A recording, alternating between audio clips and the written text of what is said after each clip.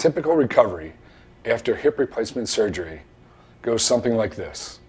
Initially, when you go home, our goal is to get you walking and moving as quickly as possible.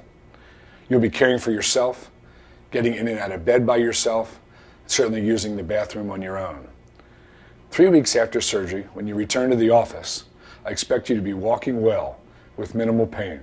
It may require the assistance of a cane or walker, but simply for balance.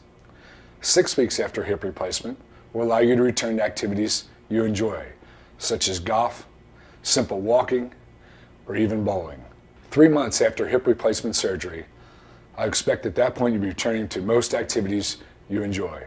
You've been back to work for a couple of months, and now you're starting to participate in a full round of golf, a full game of tennis, or any other activity you enjoy. Remember, our goal is to get you back in your game.